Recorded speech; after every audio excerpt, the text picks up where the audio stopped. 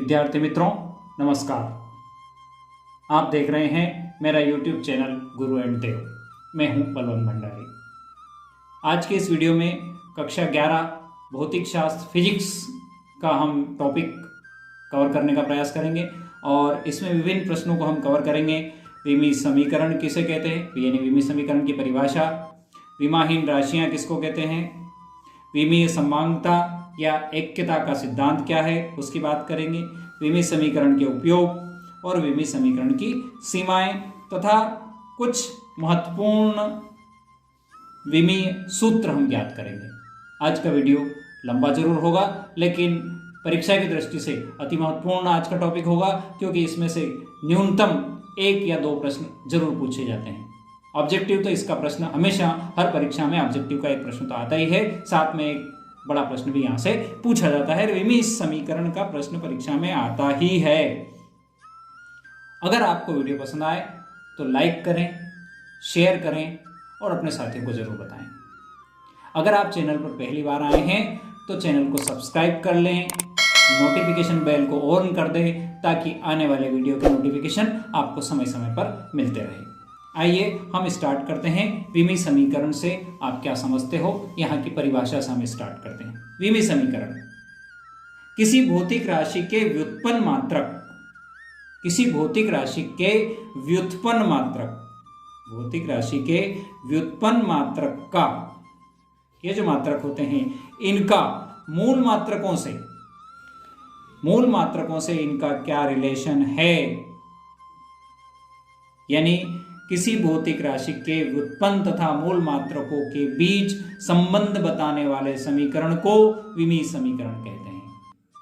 पुनः सुन लें, किसी भौतिक राशि के व्युत्पन्न तथा मूल मात्रकों के बीच संबंध बताने वाला समीकरण विमीय समीकरण कहलाता है। जैसे एक छोटे से प्रश्न से स्टार्ट करते हैं।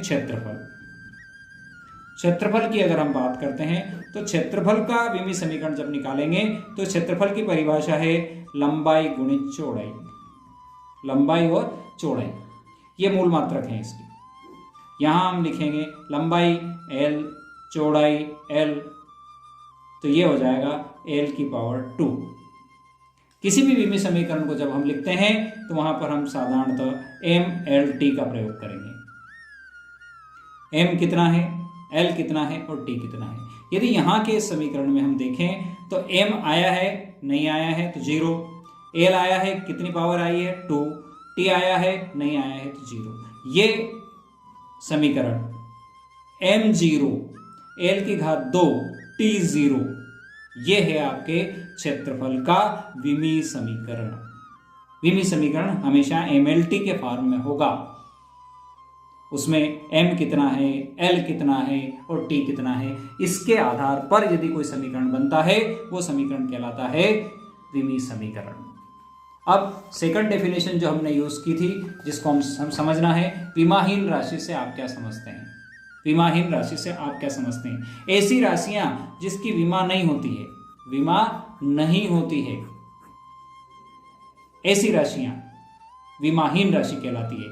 जैसे शुद्ध अनुपात, जब किसी दो राशियों का शुद्ध अनुपात हम निकालते हैं, या शुद्ध संख्या होती है, ये इस तरह की चीजें जो होती है ये राशियां कहलाती है विमाहीन राशियां। उदाहरण है इसके विकृति, विमाहीन राशि है।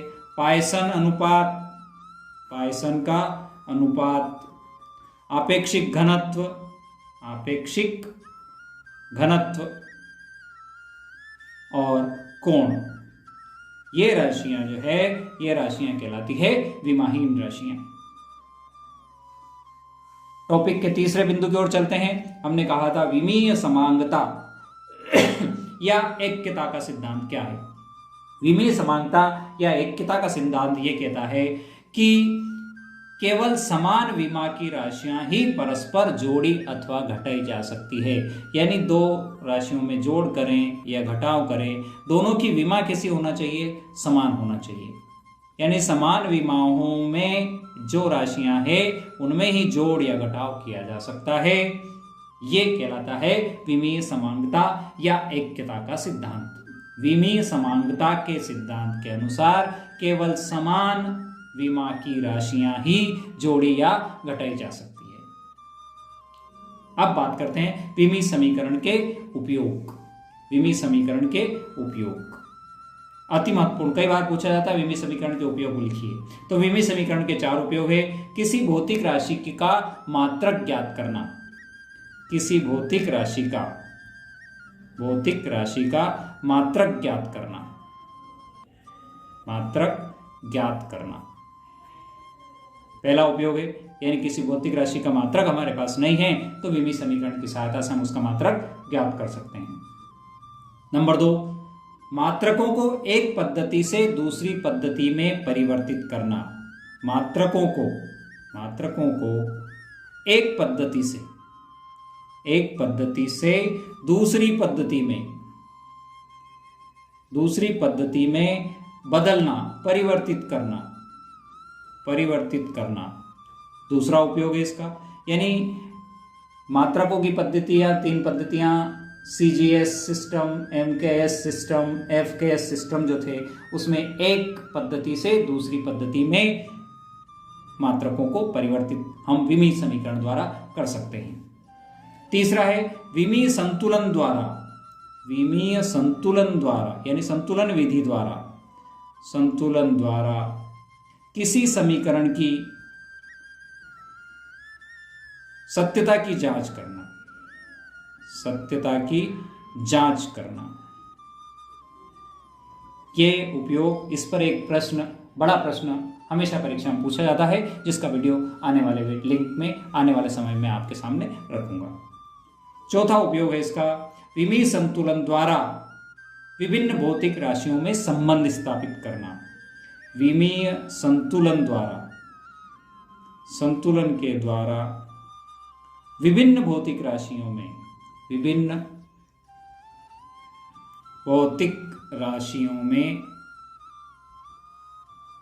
संबंध स्थापित करना। ये 4 उपयोग है विमीय समीकरण के। अब बात आती है विमीय समीकरण की सीमाएं क्या है, यानी विमीय समीकरण कहाँ जाकर अपना काम नहीं करता या किन सीमाओं के अंतर्गत विमीय समीकरण काम करता है। सीमाएं, विमीय समीकरण की सीमाएं क्या क्या है उसकी हम बात कर रहे हैं। पहली सीमा, सूत्र के विमाहीन नियतांक का मान ज्ञात नहीं किया जा सकता है। यानी सूत्र जो आया उस सूत्र के विमाहीन, यानी उसके अंदर कोई विमाहीन नियतांक आ गया, ऐसा नियतांक आ गया जो विमाहीन है, का मान ज्ञात नहीं किया जा सकता है, यह पहला दोष है इसका कि सूत्र में कोई विमाहीन नियतांक आ जाता है, कांस्टेंट आ जाता है, तो उसका मान ज्ञात नहीं कर सकते। नंबर 2, किसी समीकरण या सूत्र में एक सी विमाओं की 2 या 2 से अधिक राशियां आने पर उसमें अंतर नहीं कर सकते हैं। यानी किसी समीकरण में या सूत्र में एक समान विमाएं आ गई, विमाओं की 2 या 2 से अधिक राशियां आने पर उनमें अंतर नहीं किया जा सकता है। यानी ऐसे समीकरण आ गए जिन समीकरण में सूत्र में एक सी विमाएं 2 या 2 से अधिक राशियों पर आ गई, तो हम ये नहीं बता सकते कि कौन से सूत्र की है या कहां से आई। तीसरा, थर्ड दोष इसका, यदि कोई राशि मूल राशियों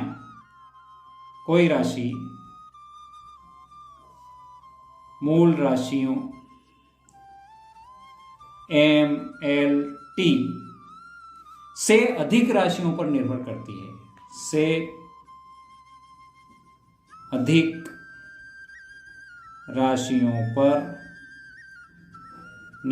करती है, तो इस विधि से समीकरण का रूप स्थापित नहीं किया जा सकता है। यानी कोई राशि, मूल राशियां MLT तो ठीक है, लेकिन MLT से अधिक राशियों पर निर्भर करती है, MLT के अलावा भी कोई राशियों पर निर्भर करती है, तो इस विधि से समीकरण का रूप स्थापित नहीं किया जा सकता है। चौथा दोष इस समीकरण का, विमीय विधि की सीमाएं या दोष कह सकते हो, इस विधि से उन समीकरणों का विश्लेषण संभव नहीं है। इन समीकरणों से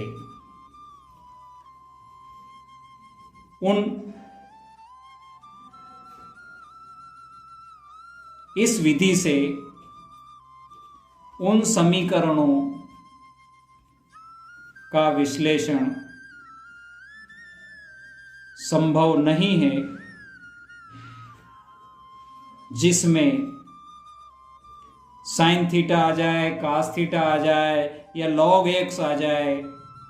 इस तरह के यदि कोई पद है तो उन समीकरणों का विश्लेषण भी ये करना ही विमीय विधि नहीं कर सकती है। ये इसका चौथा दोष है। पांचवा दोष, इस विधि से ऐसे समीकरण की स्थापना करना संभव नहीं है जिसमें एक और अथवा दोनों ओर दो या अधिक पद जुड़े हुए हों। यानी इस विधि से ऐसे समीकरण की स्थापना करना संभव नहीं है जिसमें एक और अथवा दोनों ओर दो या अधिक पद जुड़े हुए हों, जुड़े या घटे हो। यानी इस विधि से ऐसे समीकरण की स्थापना भी नहीं कर सकते, संभव नहीं होगा जिसमें एक तरफ या दोनों तरफ दो या दो से अधिक पद जुड़े हुए हो या घटे हुए हो, उनका इस समीकरण की स्थापना भी इस विधि द्वारा नहीं की जा सकती है। अब बात करते हैं हम कुछ छोटे छोटे विमीय समीकरण कैसे निकालते हैं, उनकी बात करेंगे और ज़्यादा समीकरणों का विस्तृत विश्लेषण हम अगले वीडियो में करेंगे कि विमीय समीकरण, विभिन्न प्रकार के विमीय समीकरणों को हम वहाँ पर निकालेंगे। सबसे पहले बात करते हैं हम बल की। बल का विमीय समीकरण कैसे निकालेंगे? बल की परिभाषा होती है द्रव्यमान गुणित त्वरण। द्रव्यमान गुणित त्वरण। द्रव्यमान को काय से नापेंगे? m यूनिट हो गई उसकी m। त्वरण का विमीय सूत्र है LT-2। LT-2। अभी मैं बताऊंगा त्वरण का विमीय सूत्र भी कैसे आएगा। अब यहां पर देखिए MLT-2, MLT-2, ये हो गया बल का विमीय सूत्र। बल का विमीय सूत्र। त्वरण की मैंने बात करी थी, त्वरण का विमीय सूत्र कैसे निकालेंगे? तो त्वरण की परिभाषा है वेग परिवर्तन बटा समय। वेग परिवर्तन में समय का यदि भाग दे दिया जाए तो वो त्वरण की परिभाषा बनती है। वेग परिवर्तन यानी LT-1, समय t। ये t ऊपर जाएगा तो एक t यहाँ था और एक t और हो जाएगा, ये -1, ये भी ऊपर जाकर -1 बनेगा, तो ये हो जाएगा LT-2 और समीकरण बन जाएगा इसका, m आया ही नहीं है पूरे समीकरण में तो m0 LT-2, ये हो गया त्वरण का समीकरण। हम देखते हैं आयतन का। आयतन का सूत्र है लंबाई गुणित चौड़ाई गुणित ऊंचाई। लंबाई को L से, चौड़ाई को L से, ऊंचाई को L से नापेंगे, तीनों को गुणा कर देंगे तो ये हो जाएगा L3। अब सूत्र में MLT सब लिखना है हमको, M, L और T। M कितनी बार आया? पूरे समीकरण में कहीं नहीं आया तो M0। L 3 बार आया, T नहीं आया, 0। ये हो गया आपका आयतन का विमीय सूत्र। वेग का विमीय सूत्र देखते हैं। वेग का विमीय सूत्र क्या होगा? वेग की परिभाषा है विस्थापन या दूरी बटे समय। विस्थापन या दूरी बटे समय। विस्थापन या दूरी को काय से नापेंगे? लंबाई से नापेंगे। समय को काय से नापेंगे? टी से नापेंगे। ये टी ऊपर जाएगा तो इसकी पावर ऋणात्मक हो जाएगी, तो ये हो जाएगा एल टी माइनस 1। सूत्र क्या हो जाएगा? एम नहीं आया तो 0, एल आया है तो एक बार लिख दिया T minus 1, m0 L T minus 1। ये हो गया आपका वेग का विमीय सूत्र। अगले वीडियो में मैं आपके सामने विभिन्न विमीय सूत्र कैसे निकालते हैं उसकी और विस्तृत चर्चा करेंगे। वीडियो अंत तक देखने के लिए बहुत बहुत धन्यवाद। ओके, जय जिनेंद्र।